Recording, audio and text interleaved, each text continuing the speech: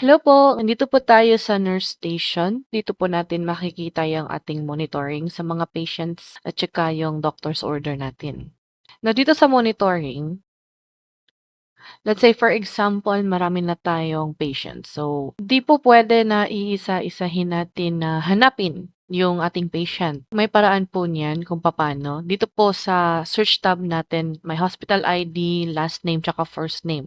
Let's say for example, si patient Eversoft LN11, Moyed. Ito, nakikita natin dito, tsaka yung room name niya, at tsaka yung actions. Sa actions may tatlo: request pharmacy or laboratory, return medicines, charges, or bill patient. Dito sa search, hindi po necessary, no, na full last name niya or full first name po yung i-search natin. Kanina, nag-search ako ng Eversoft. Ngayon, try natin Everlang. At saka lalabas siya. May cases naman tayo na hindi natin makikita yung patient. For example, search natin last name. Wala po tayong patient na first. Yung possible po na sanhi nito ay di pa po or wala pa po sa system yung patient natin. Hindi pa po siya na-input. Contact nyo lang po, clarify nyo kay admission if na-input na ba nila si patient sa ating system. Kasi pag di po natin makikita, kahit na i-search po natin si patient, ibig sabihin po nun, wala pa po si patient sa ating system. Kaya clarify nyo po kay admission if talaga bang na-input na nila or sadyang nakalimutan lamang. Let's say may nire-reseta si doctor kay Moyed. Dito tayo sa action.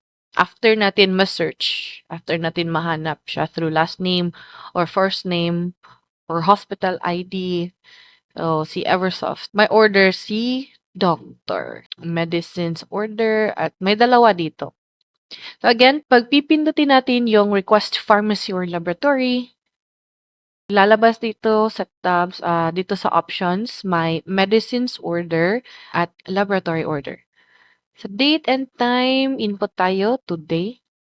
Case number, meron na pong case number. Kay admission po yan nagagaling. Progress note at saka note 4. Since wala pang nakalagay na order dito, others muna. Let's say may laboratory order tayo.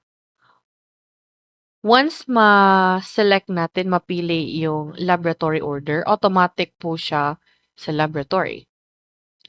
Sa medicine naman, let's say, for example, ito, Ambroxol, quantity, 5, tsaka oral once a day, or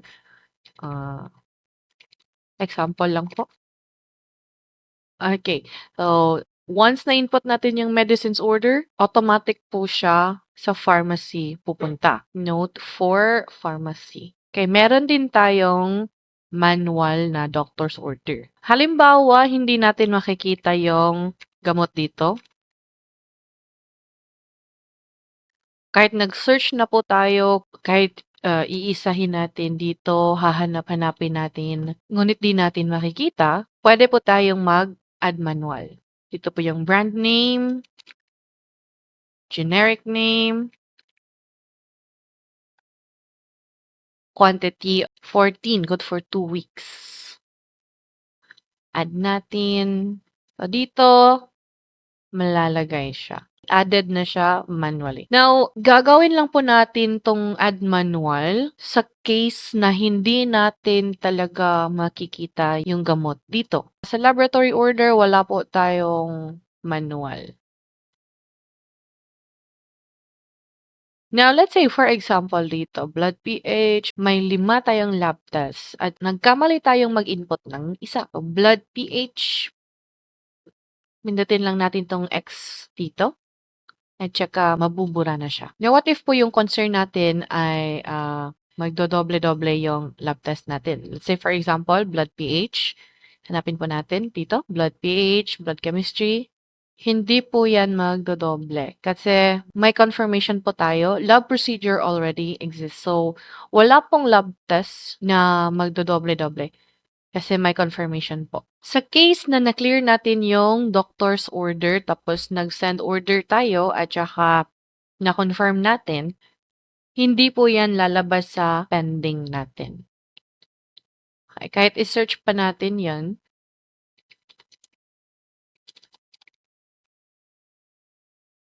wala pong lalabas.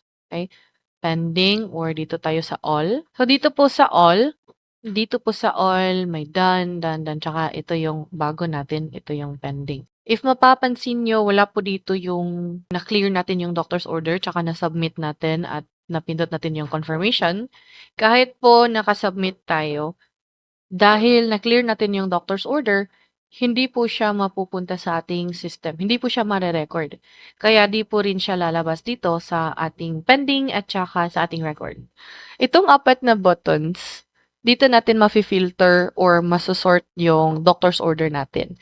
Let's say for example, today, since isa lang yung na-input ko or isa lang yung doctor's order na na-record natin, kani-kanina lamang, ay isa lang rin yung lalabas dito sa today.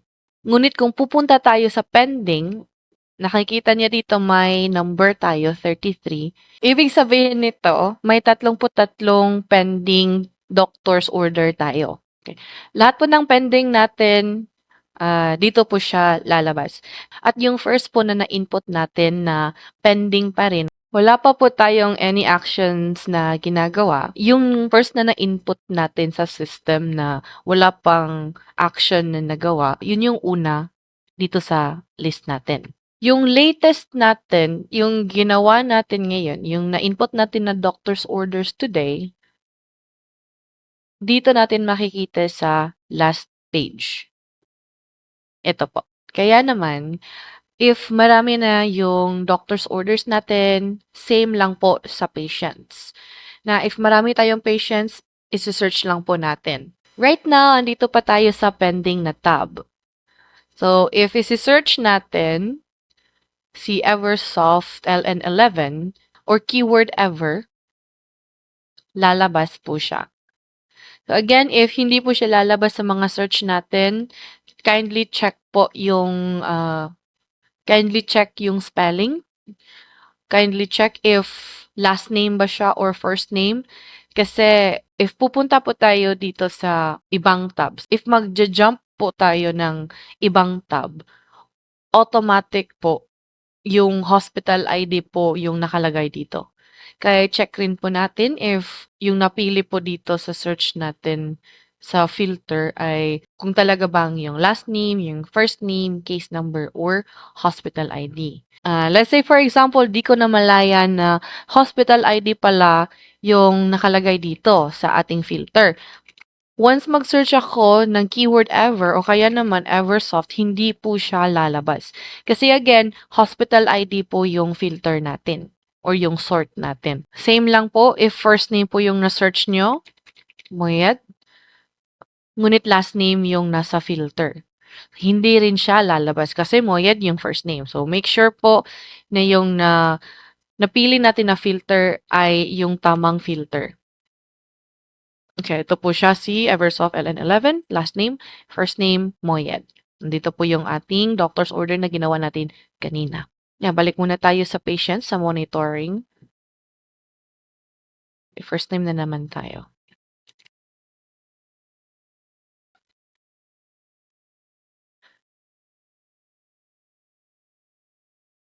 Now again, dito po sa laboratory order or medicines order, hindi po pwede na pagsabayin natin yung dalawa. Iba po yung sa laboratory order at saka iba rin po yung sa medicines order. Pag laboratory order po yung naumpisahan nyo, laboratory order po siya lahat. Hindi po natin siya mahalo sa medicines order. Pag pindot ko ng medicines order, nawala po yung laboratory order natin. Let's say for example, no, galing tayo sa laboratory order, tapos na-click natin yung medicines order at nag-input tayo ng gamot. Okay, note for pharmacy kasi nga gamot siya. Send order, clarify, clarification, confirmation. Ayun. Sa today, dalawa na po yung doctor's order na nagawa natin. Isa is yung Ambroxol drops. So, pwede rin siya na maraming gamot yung ilalagay nyo sa isang order. Depende po kay doc. At saka ito po yung pangalawa. Again, same room name, same patient name, at dito yung time natin. First was 1:36 sa hapon, and then 2:46 sa hapon. If napansin nyo, hindi po na-record yung laboratory order. Kasi yung last po na na-input natin before tayo mag-submit, yung last po natin na na-input before natin pinindot yung send is yung gamot na to. Kaya yung sa laboratory, hindi po siya na-record. Same lang rin po. Balik tayo sa monitoring. Tsaka search tayo. Same lang po if galing po kayo sa medicines order tapos yung last nyo pong na-input is yung laboratory order. Pag send nyo ng order, yung laboratory order po yung lalabas sa ating record. Let's say for example, nakalimutan nating ilagay yung date at time. Maglagay lang ako dito ng tatlong example na laboratory order at send natin. Do you really want to send orders? Confirm.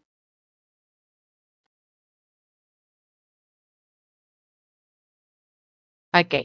So, dito, itong dalawang pharmacy na to, ito yung ginawa natin kanina. At saka, just recently, yung laboratory. Tatlong laboratory test examples. Kung napansin nyo dito, meron po siyang date and time, 2:50. Saan po to nanggaling? Dahil hindi po tayo naka-input ng date kanina. Kasi yung date and time dito ay para sa schedule. Kung kailan magaganap yung laboratory order o kung kailan ibibigay or i-administer yung medicine kay patient. So, lagay tayo ng medicine order, capsule, quantity, 14, or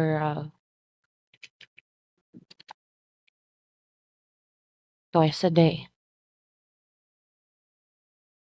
Send order. Okay. Alright. Dito tayo sa schedule at today. August 20, lahat. Kasi August 20 pa tayo ngayon. Sa pending naman, so pag i-search po natin, may nakaschedule na po na doctor's order. Ay note 4, pharmacy. Kailangang iinumin ni patient Moyed yung cephalexin starting August 30.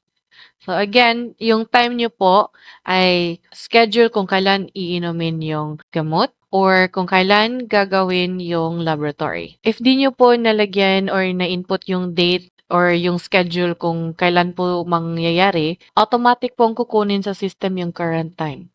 Kaya once again po, check, clarify if lahat po ng fields ay may input na po.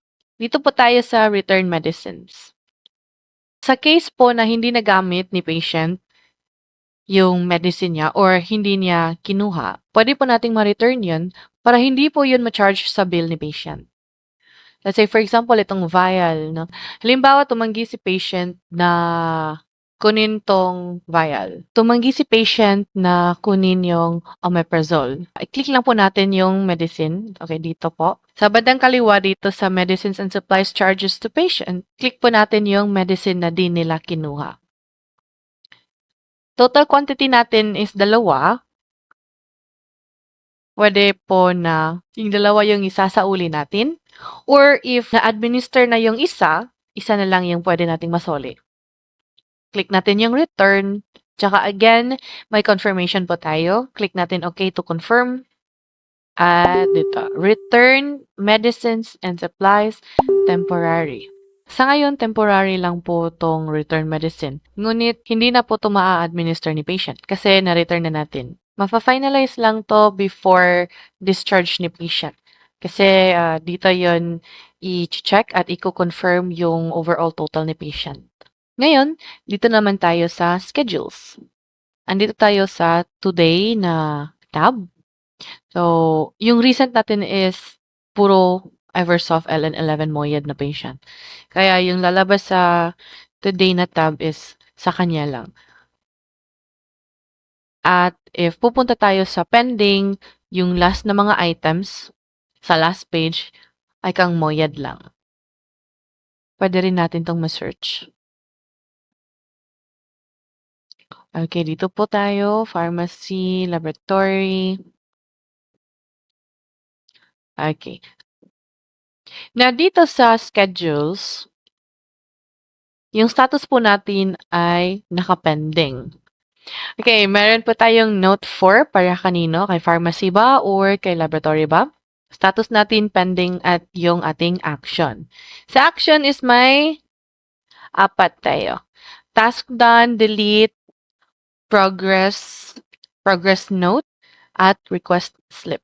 Let's say, tapos na po si Moyed magpa-test ng hepatitis. Yung action po natin ay task done. Successfully save. At dito sa pending, mawawala na po siya. Mapupunta po siya sa all na tab. Kaya dito po siya mapupunta sa all. Matatransfer po siya sa tab na yun. What if nagkamali tayo ng input? What if nalagay sa record natin, ngunit mali ito? Yung action po na gagawin natin is delete lang po. Halimbawa, si Moyed ay di niya kailangan ng blood chemistry. Subalit may blood chemistry dito. Kaya ito ay mali. Yung action natin, again, delete lang po tayo. May confirmation po tayo. Are you sure? You want to delete doctor's order? Click lang po tayo ng okay if sure po tayo. At mawawala na po siya. Mabubura na po siya sa ating record. Sa all naman, blood chemistry po yun if you remember. Let's remember po. Blood chemistry kay Moyed. Ito yung record ni Moyed. May tatlo po tayong done. Sa laboratory, wala po dito yung blood chemistry. Kaya po may confirmation kung sigurado po ba kayo na ibubura niyo yung record, i-delete niyo po, kasi mawawala po siya sa record natin entirely. Hindi po siya malalagay sa all. Wala pong status na deleted. If ever yung action natin is delete. Kaya na dito naman po tayo sa all, may done po tayo na status. Halimbawa, na-click natin yung task done by accident. Dito lang po tayo sa all na tab. Search natin yung patient natin. Dito po may tatlong done po tayo kay Moyed, patient Moyed. Sa action po ay may undone. Okay, click natin yung undone, successfully save. Babalik po siya sa pending. Or, babalik siya sa all. Check muna natin yung pending. Let's check po one by one. Ito po, Ambroxol, HCl, bumalik na po siya. Okay, again po, dito po, Ambroxol, HCl, naka-status po siya ng done. Halimbawa, di pa po na-administer yung gamot, napindot lang yung task done by accident, click lang po natin yung undone. Again, nasa all tab tayo. Click natin yung undone, Ambroxol, HCl, refresh nyo lang po yung page. Ito po siya, pending na po yung status niya. Yung action po na delete, sa pending lang po natin yun makikita. Once po tapos na po yung ating doctor's order, di na po natin yun madidelete. Kasi madagdag yun sa charge o sa billing ni patient. Okay, so dito, action. May delete dito. Ngunit dito sa done na status, wala na pong delete.